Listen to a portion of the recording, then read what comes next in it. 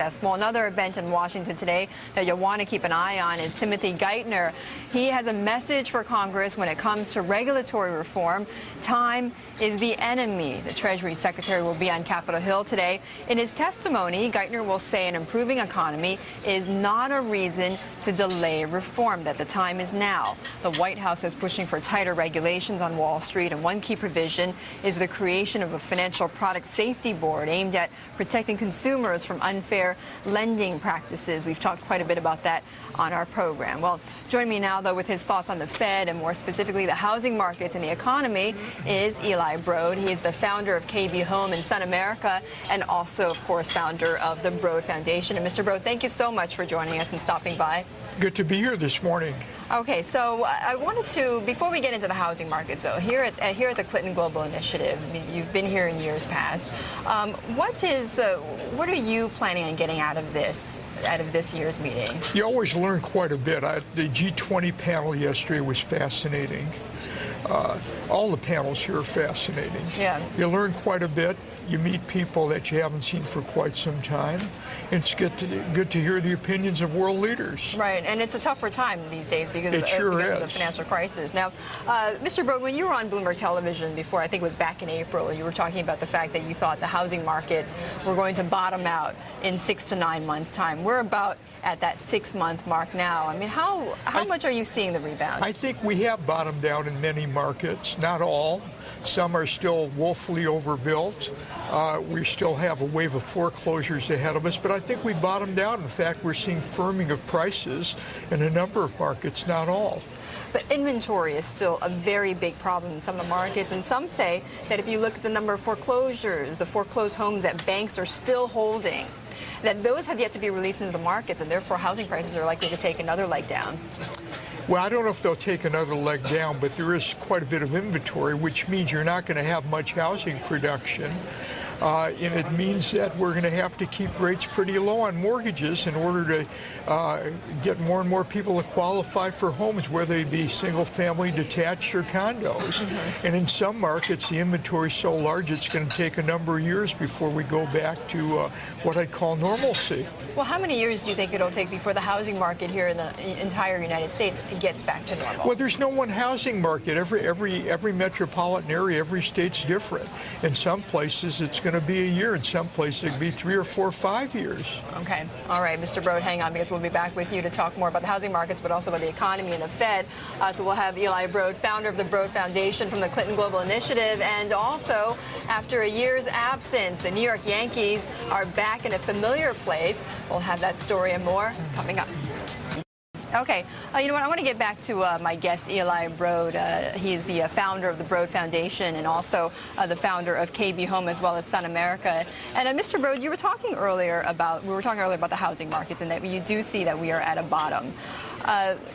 What do you think has been the major driving force to bring us to this bottom here? Well, I think an overabundance of credit, allowing people to buy homes that shouldn't have bought homes, having gimmick mortgage rates, i.e. low rates for several years, and then they would escalate dramatically. Yeah. In the belief that homes were a great investment, could only go up in value, and that led both consumers... That led us to the housing crisis, but what has led us to the bottom here in this housing, the recovery phase? Well, I think we've reached bottom as prices have gone down in some markets more than 50%, other markets 30%, and it allows more and more people to qualify for a home. And how much has the Fed, do you believe, helped?